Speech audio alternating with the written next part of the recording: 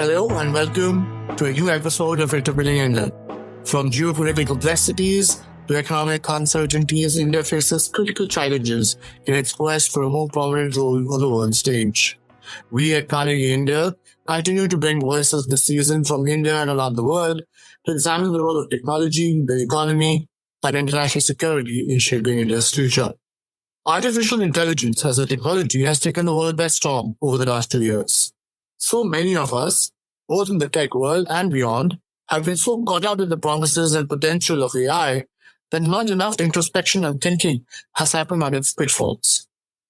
The pace of development has been so rapid that the world has not had a moment to even pause and think about the unintended consequences of AI. How is AI changing what it means to be human? What might be the unintended consequences of AI on individuals, families, societies, and cultures around the world? Will AI exacerbate the inequalities that exist in the world, or will it help alleviate them? Will power get more concentrated in the hands of a few, or will it diffuse more widely? And most importantly, can anything be done about all of this? In other words, what are some of the policy implications that arise out of these unintended consequences of the spread of AI around the world? Joining us today to discuss these questions with me is Madhumita Murgia. Madhumita Murgia was appointed as the first AI editor of the Financial Times in February 2023. She joined the ST in 2016 and was a European technology correspondent before taking her present role. She was previously tech editor in The Telegraph and associate editor of Wired UK. Her latest book, Codependent, was shortlisted for the 2024 Women's Prize for Nonfiction and explores in detail the unintended consequences of AI. Madhumita, welcome to Enthralled. Thank you. Thanks for having me. Madhu, I want to start off, with a simple question, but I want to help you lay out the context for our listeners about your book. What led you to write the book? What was some of the research that you did that underlies this book? And what eventually was the core argument or the core conclusions you draw in the book based on that research? Thank you. So I've been writing about AI since about 2013. So it's been more than 10 years at this point that I've been following this story and grappling with the impacts and implications as well as explaining the technology itself. And I've really seen it grow from, something that was much more of a kind of research model, a sort of experiment to the technology we see today that's so deeply embedded and widely available through the consumer products that we are all playing with and working with on a daily basis, right? And for me, through the years of covering this and watching the coverage of it more broadly, I felt that there was a huge missing part of the story, which was the human stories, the human impacts of the technology, because it so closely affects us, right? More than possibly any technology in history, we're using AI to make decisions that are really consequential about our lives, whether that's in healthcare or public services, criminal justice, now creativity. And it's changing really the way that we work, the way that we communicate with one another. And I wanted to explore what that meant for ordinary people, not just those who are building the technology, largely based in, the Western United States. So the goal to write, of this book was to find those ordinary human stories and through them hold up a mirror to how AI is changing our society. So the process really involved finding 9 or 10 of these stories, and I wanted it to be a very global book. So that was a key driver for me, that I wanted to step out of the Western bubble of just focusing on, the creators of the technology and those who are sort of building it, and look in parts of the world that we don't often include in the conversation around AI. And that includes everywhere from Latin America to East Africa, India, of course, and, China too, and other parts of the world where I traveled to find these stories. And I guess the thesis that came out of the book through my reporting was really showing how in action AI fails over and over again, and how, with the best of intentions and the optimism that's brought to the building of this technology, the idea that it can solve these messy human problems. Often when it's actually implemented, because of the lack of accountability, the inherent harms and biases within the technology itself, we're seeing that it's affecting the most vulnerable people. And I show examples of this with whether it's migrants, refugees, women, racial minorities. In every one of these contexts, these are the people who are harmed by the impacts of AI, while the benefits are being accrued by a few. So you can actually see the inequalities widening. And so for me, this was sort of a call to action about bringing in more people into the conversation to ask, is this the future that we want to see? Yeah, and that's a piece, I want to now dig deeper into, which is this idea of the concentration of power. I think you've called it the elephant in the room. It's something I wrote about in my book also. I think we were briefly discussing earlier. The great again, when I talk about this rise of the big tech firms, and in this case, of course, as you rightly mentioned, a lot of the AI technologies today are being developed in a very concentrated fashion in the Western United States, in Silicon Valley, and so on and so forth. So let's talk about that concentration of power, please, because obviously that has great implications for our politics and for our society. It's clear to many that the big tech firms are obviously leading this AI charge, but talk to us about what are some of the maybe ingredients of that concentration of power that you've seen, that you've unpacked, and whether you see this concentration, both in terms of development and shifting with future technology, to be inevitable? Is it unavoidable, or is it something that can be done about it? And if so, what can be done about it? Yeah, it's really interesting because we've seen the development of this power imbalance over the last decade or so, right? We've seen it with the rise of big tech companies, particularly in social media. And we've seen how many of these companies are larger than countries, than most countries, and in terms both of their the money that they have, the investment that they're able to make into infrastructure, but also the number of people that they touch and that they influence, right? And when it came to regulation of the social media platforms, all countries came to it very late, right? We got to it at a point where uh, these companies already had access to people. There was already this relationship between the consumer and the company, and there was no way to get them to kind of follow regulations. They were pretty much self-regulated. With AI, we're seeing that concentration deepen even further, and I think that there's a few reasons for that. Firstly, in order to build complex and sophisticated AI systems, you require huge amounts of data.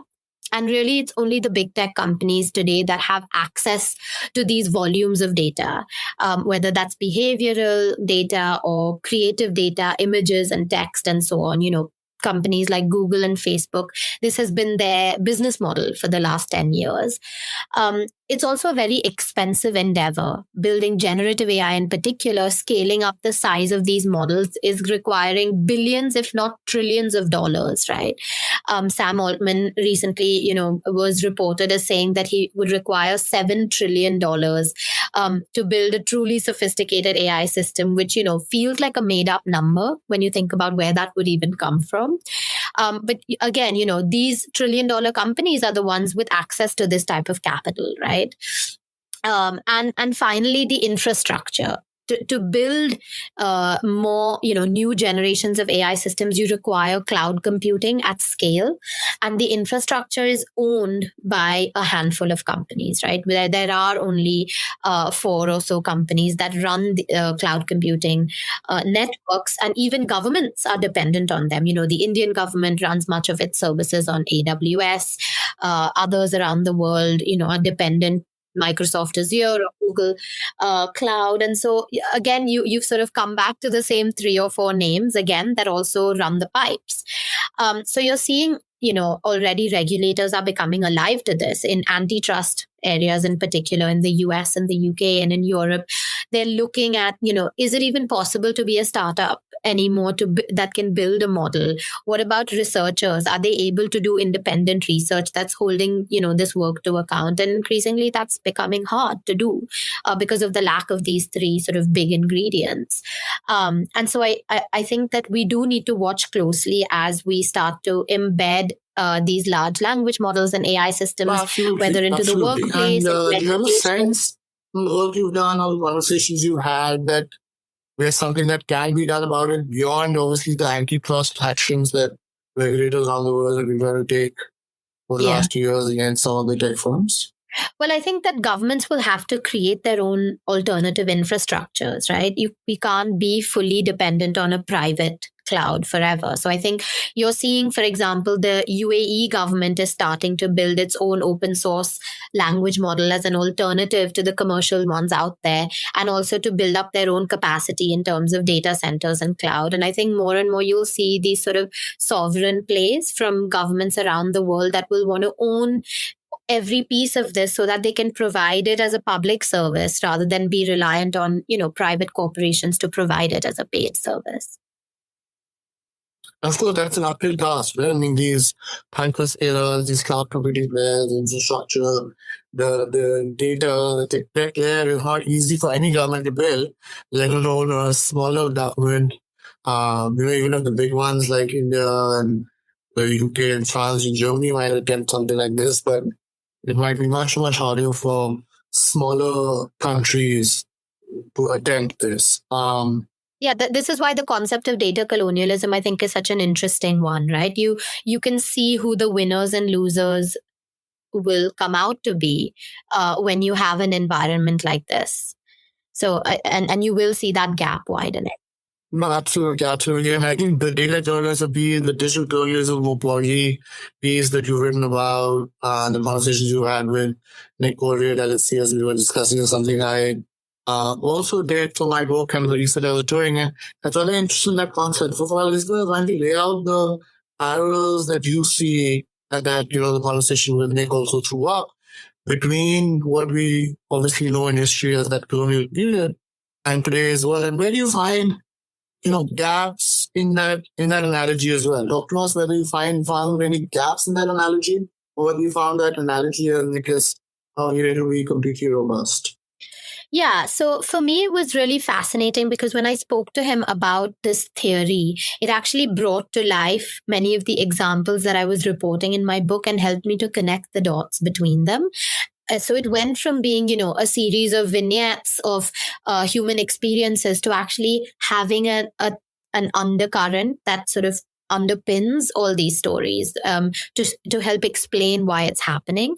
So this concept that he talks about is really about the sort of new form of colonialism, which involves, Western companies going to the global South or even to vulnerable communities within the global North and sort of plundering them for data, or this exploitative and extractive process of taking data from them to build these big technology frameworks that don't often benefit them and might even harm the people who have given up their data, right?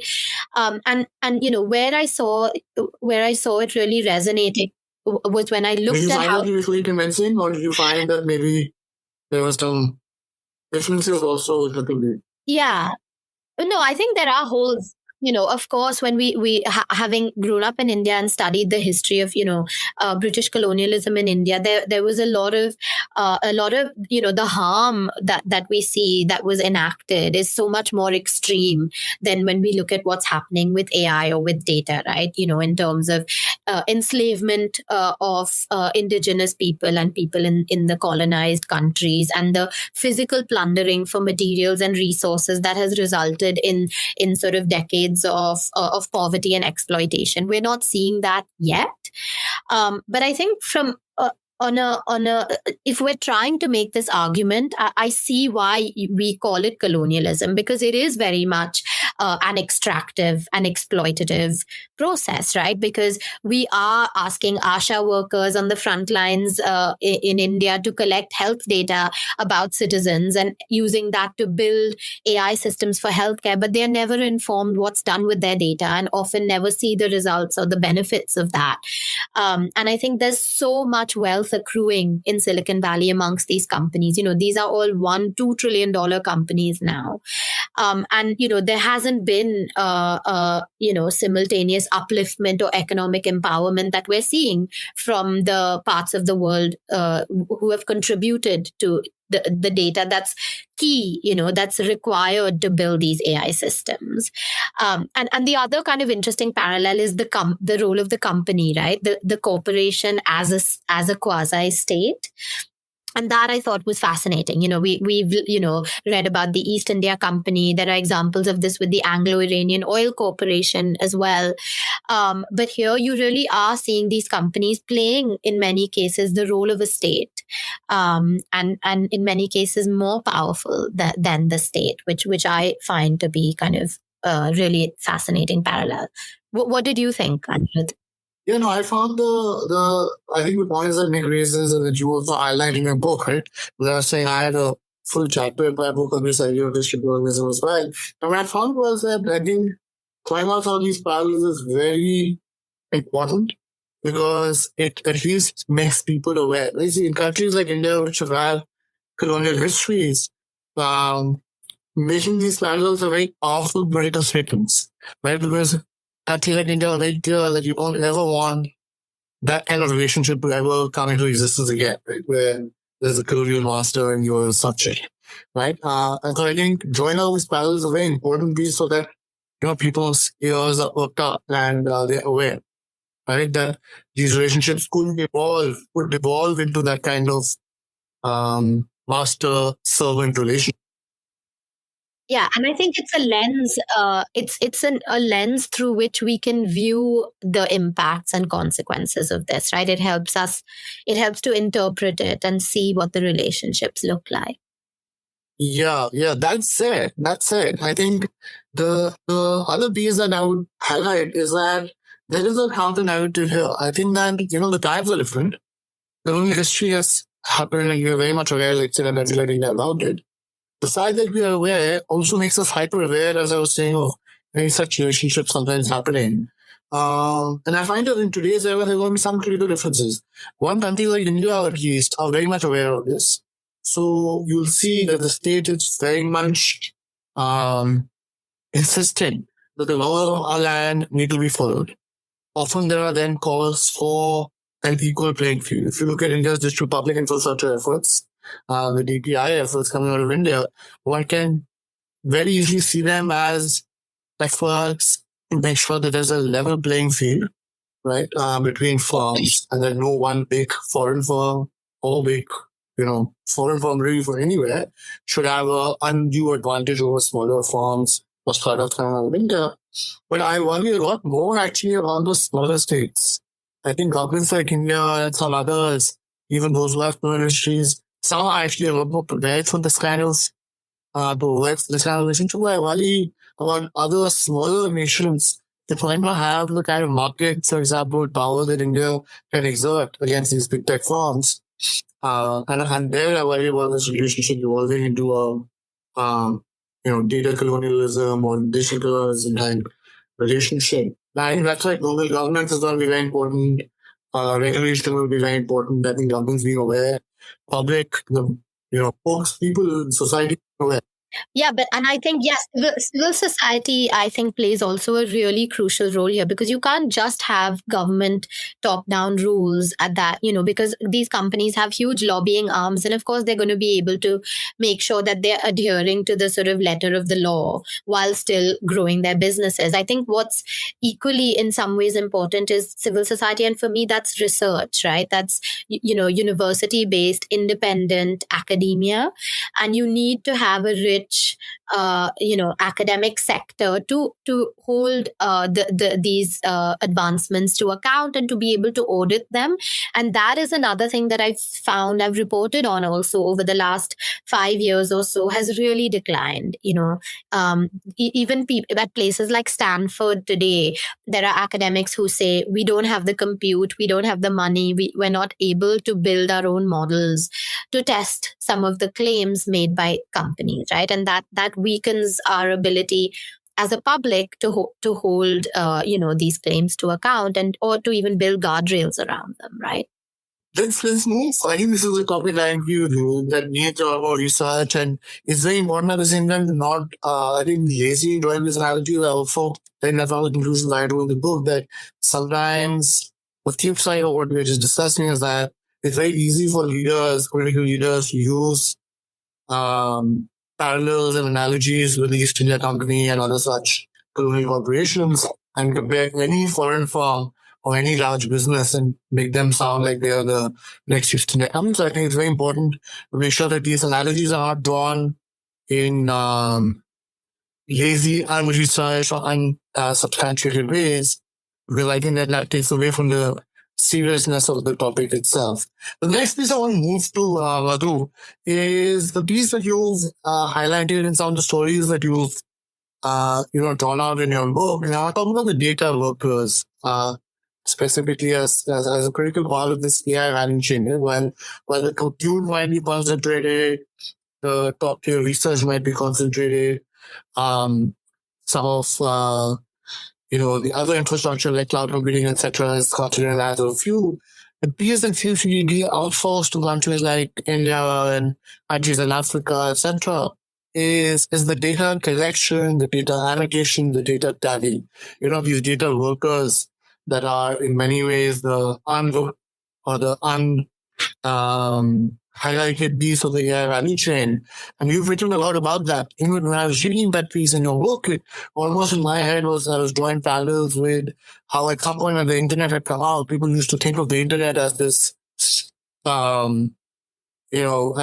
a thing that had no physical element to it, right? And then of course people famously describe it as series of tubes, and now of course we understand, I think years later, that the internet, while it might seem like a virtual world, when it seems like a virtual world, it really has a physical layer underlying, a very important physical layer in terms of today data centers, hardware, and undersea cables. Similarly, on the AI side, when I was reading about the data workers you were talking about, they seem to be the invisible part today of the AI engine. But talk to us about that. Talk to us about why you feel they've been not highlighted as much, why you feel the need for them to be highlighted more, and also how you anticipate that more value can flow to them when ultimately, if you look at the AI game as being played out, the big tech firms in the US, they don't seem to care about that piece, right? They seem to care about who'll have the best talent, who'll have the best research come out of it, who'll have the next best model. So how will these AI workers ultimately get, I guess, what you call like a fairer share of the range? Yeah. So, yes, I think that's a really interesting parallel with the sort of physical manifestation of the internet, and then similarly, what the physical bits and the people behind AI look like.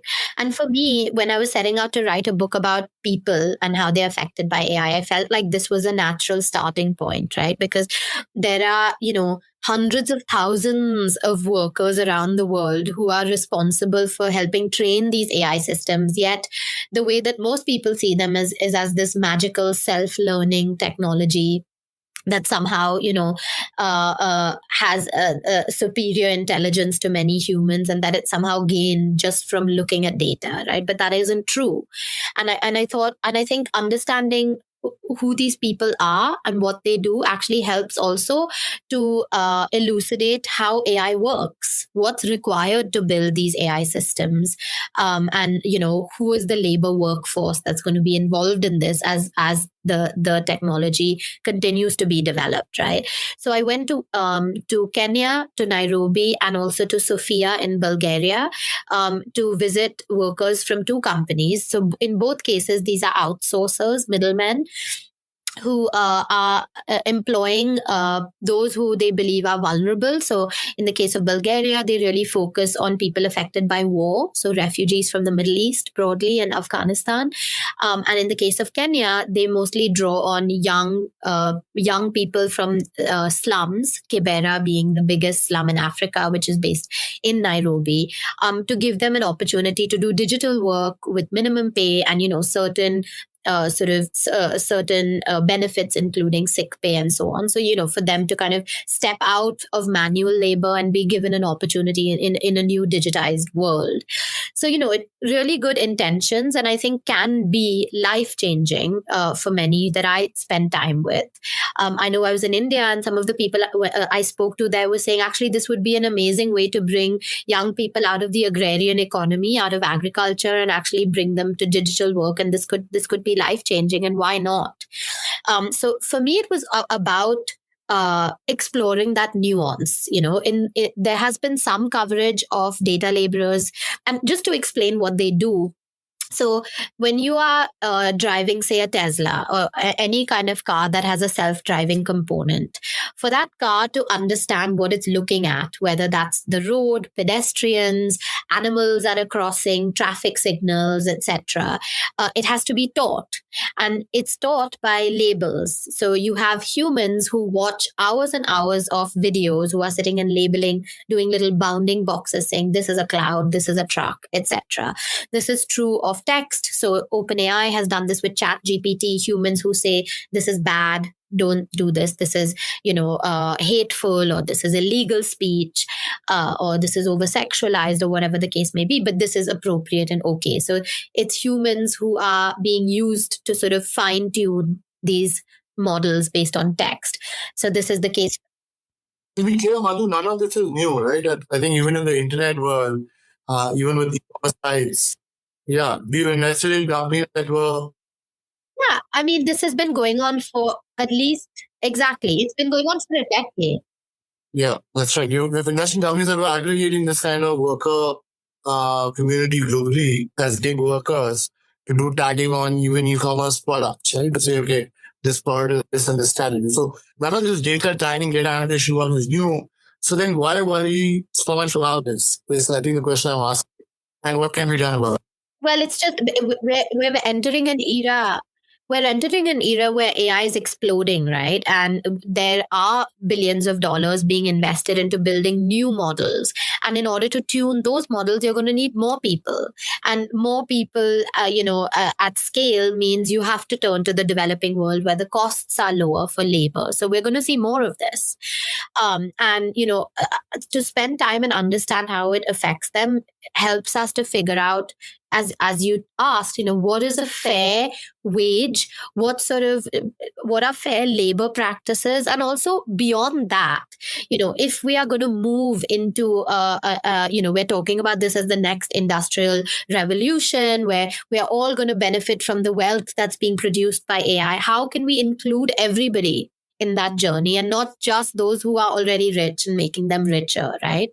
And for me, that was the takeaway, that yes, it helps to give people digital jobs, it helps to bring them out of poverty in many cases, but their agency is also heavily curtailed. They sign NDAs, they often don't know who they are even working for. If they want to have a voice to change the way something works, they're told they're not allowed to do that. And in cases where there has been exploitation, like for example, when they're training content filtration algorithms, right, where they're helping to train, say on Meta's platforms, on Facebook and Instagram, you have people in Kenya and elsewhere who are training the systems that decide what's illegal content, terrorism, violence, all of this content is being watched by these people day in and day out to tag them, right? And this is deeply, psychologically damaging. And if they stand up and say that they want protection for that, they are fired or silenced. So I think, the question now is, yes, of course, nobody's saying that taggers need to be paid the same as the sort of highly valued and highly sought after AI engineers who sit at the completely other end of the spectrum where, you can have $1 million salary as a PhD. But at the same time, the gap is so vast, even between, laborers who are doing this in the global south versus those doing this in Western countries. And why have that gap at all? It's the same job.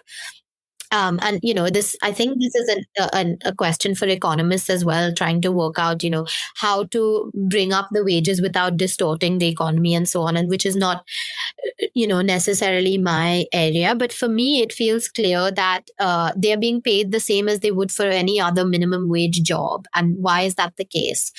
When this is a multi-billion-dollar technology that is supposed to kind of hugely increase economic wealth across the world. I don't know if you have thoughts too. Yeah, I think federal guidelines, etc., and be conscious about the issue is the first step. And then, of course, I think, much like, one can draw parallels even with gig workers for e-commerce deliveries, food deliveries, your Ubers of the world. I think it was, at some point, governments had to step in to say, listen, we cannot have gig workers be completely without any kind of protection that we otherwise give to labor or for people working in other industries. So I think it's an important point to raise so that the necessary thinking and go into how to ensure that the conditions are fair and so on and so forth. Of course, other than wages, right? Other than what you've done as unfair wages, let's say, for some of the data work, there are some other arms, unintended offering arms that you saw among different marginalized communities, right? And as people think about the idea as having a study, I think it's going to highlight some of those other pieces also, both raise awareness and then hopefully drive the conversation around how those harms get mitigated or prevented. So talk to us about maybe one or two other kinds of harms that you were seeing as part of your research that you think like going for policymakers and for the big tech company. Yeah. So I would say that broadly, this you can kind of divide up the harms. Either it's because inherently of bias within the technology.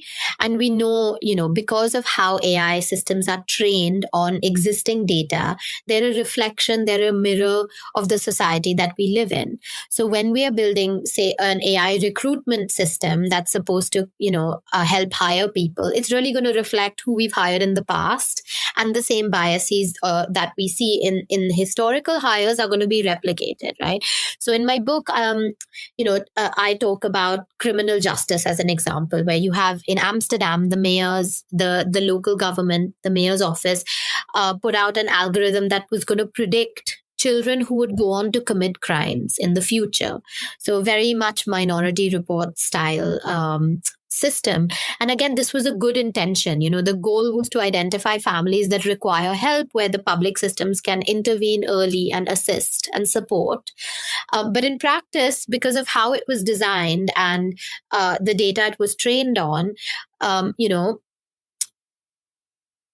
most of the people on this list, the young people on this list, came largely from migrant communities from North Africa who had settled in Amsterdam, and tended to be boys, young men, disproportionately, the majority of them. And so you can see how even if you build a system that's supposed to be race blind or gender blind, you end up with something that's targeting a very specific part of the population that's already vulnerable, that's already, coming into unequal contact with the police, that, has struggled to integrate into the local communities. And they feel even more sort of under a spotlight, like they've done something wrong, and which kind of tears apart the social fabric of that city, right?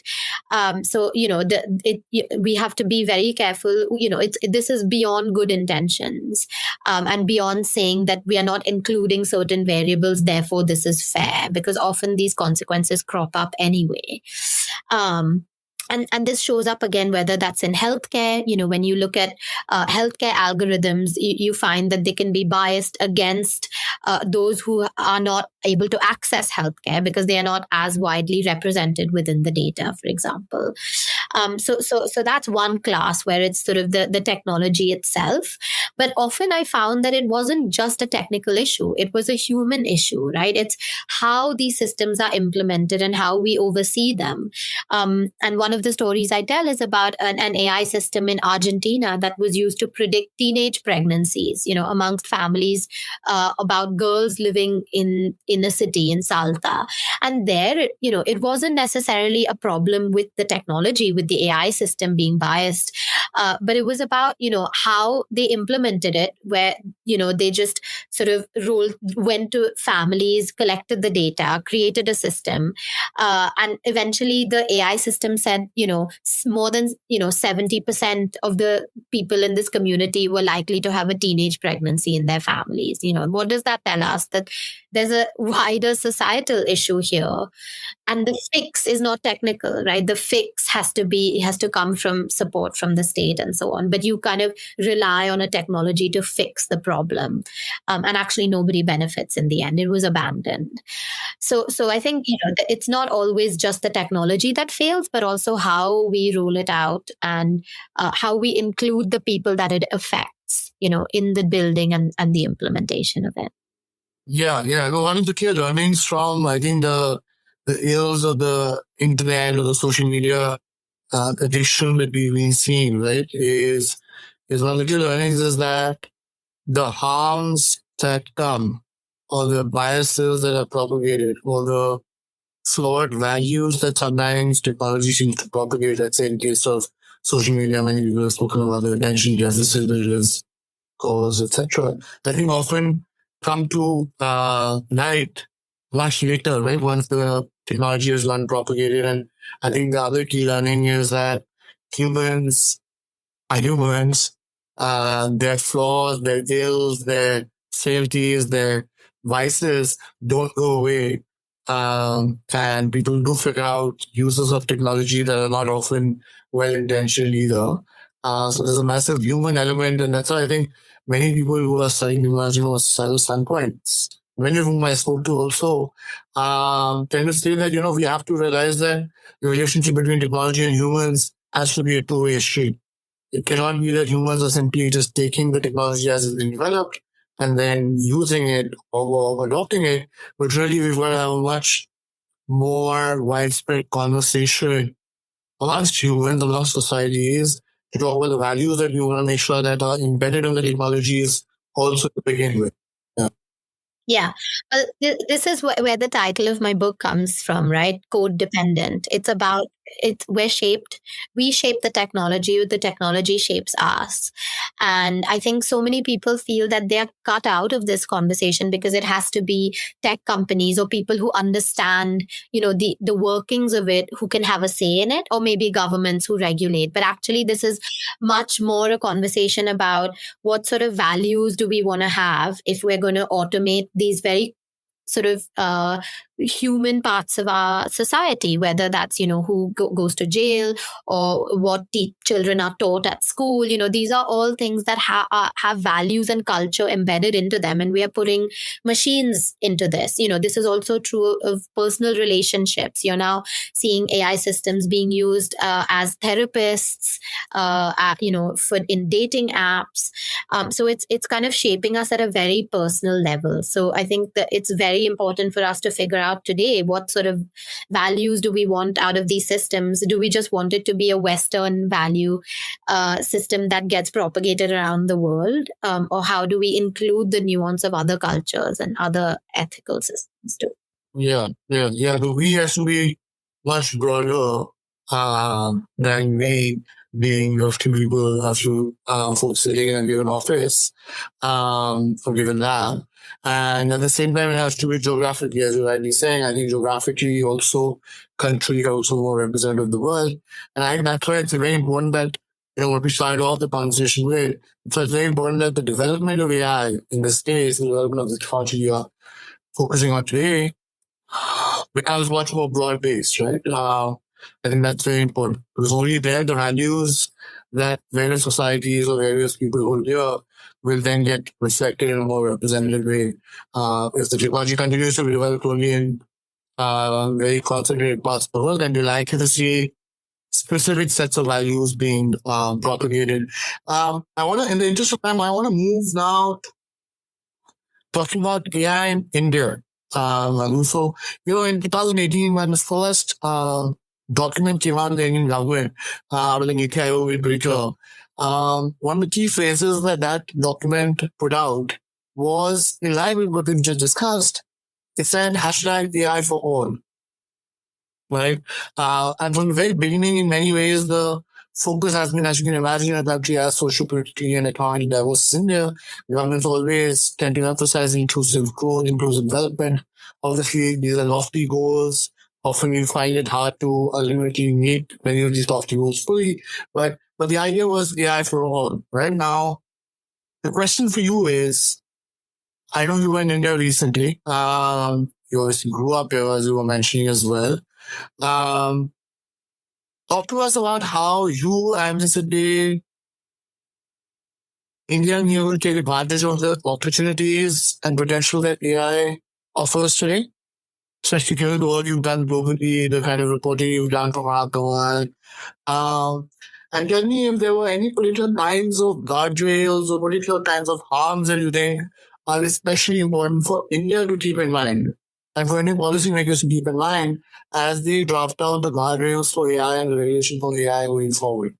Yeah.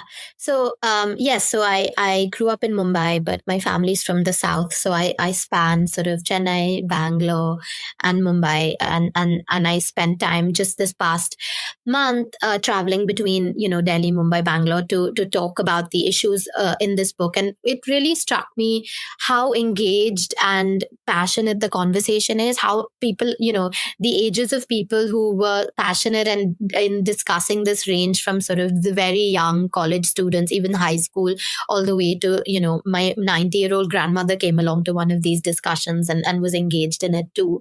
So I just love that spread. And I think, what's amazing about how India is approaching this is with that optimism of trying to solve the really big unwieldy problems that we see in India, but more broadly, in society, including access to healthcare, as you said, AI for all, and sort of seeing how AI can be harnessed for good, which I think is why it's so important to be having the conversation outside of just the West, because when you have private corporations who are leading the conversation, of course it's going to be focused on things like workplace productivity and economic growth, and ultimately they have to make money from this because they've been pumping so much money into it that there has to be something to show for it for them to also reinvest. So there's a lot of focus there on sort of convenience, increased efficiency, productivity at work. But you do need to have people who are thinking about other sort of big picture problems that AI can address, which I see mostly coming out of countries that have different challenges to the West, like India. And so actually the example that I focus on most deeply in my book from in an Indian context is healthcare. And the person that I focus on the story is of a doctor, Dr. Ashita Singh, who is working in a very rural part of Maharashtra and on the Gujarat border, who's helping to train and test a tuberculosis spotting AI system. And most of the patients she sees are from Adivasi communities, the Bhil tribes, who often just cannot see doctors because of where they are or other sort of cultural obstacles.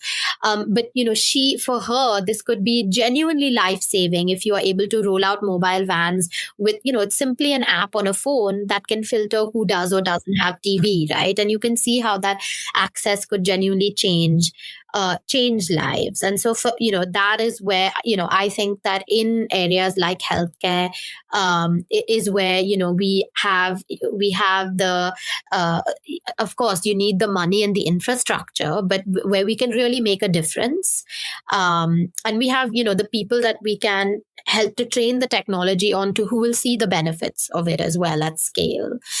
And I think in terms of how we can contribute to the development of the technology, we have a million engineers, I think, graduating every year in India. We have a huge talent base, engineering minded, quantitatively minded workforce. And I think it's, about figuring out how to build on top of these model companies and to create applications that are, not the same sort of consumer focused applications we're seeing coming out of the West, but that can actually work in an Indian context. And, and we need to focus on not trying to necessarily build your own LLM, which, yes, I think we should be looking at who should do that as well. But beyond that, there's going to be an explosion of the app layer on top of language models that are thinking about focused applications in different areas, from science or healthcare or education, climate, and so on, energy, which I think we should be focused on solving. And absolutely, I think the applications that can focus on solving, as you said, right, many of the intractable problems that India faces, especially in basic sectors, right? Basic social sectors like healthcare, education, agriculture, so forth are important, right? So there are examples that in my many conversations around this come up, right? Simple detection of diseases in crops through simple apps can help farmers improve their labor, their productivity. Education, I was just watching a video that Sahil Khan put out of personalized tutoring, right? I mean, it's straight out in India, an education revolution enabled by AI, where you can do personalized education in the language, easily accessible, cheaply accessible, for millions of our students who still don't get the kind of education that they deserve. I think could ultimately transform the Indian workforce also, right? Just from a health education standpoint. So I think the potentials are, of course, massive. And I think even on a more ambitious level, looking at how AI can be applied to the science of energy problems, right? How do we solve things like water crises? How can we, what sort of energy breakthroughs can we try and accelerate through the use of AI?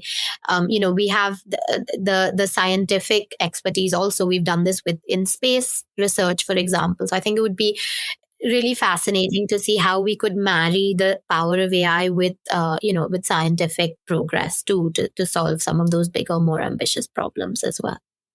Yeah. No, I think worldwide now, there's a lot of talk around how AI can enable much better scientific research and help scientists also become more effective in detecting patterns, and of course drug discovery, protein folding, all of those is already being done, but they're much more broadly applied to science. I think there's a lot of potential for India to also up its game and capabilities in R&D. But thank you so much, Malu. I know we've covered a lot of ground in the last 45 minutes or so, and you could go on. These are topics that are very close to my heart as well. But thank you so much for sharing your time and insights, and we look forward to seeing you again in India. Thank you.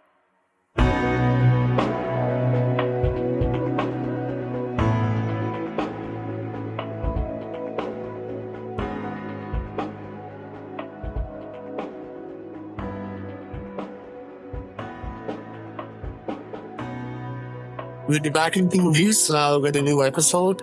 To make sure you don't miss it, be sure to subscribe on Apple Podcasts, Spotify, Stitcher, wherever you get your podcast from. To learn more about our research and team, you can visit us at carnegieindia.org. You can also find us on social media on Twitter, Facebook, Instagram, and YouTube. And thanks for listening. See you next time.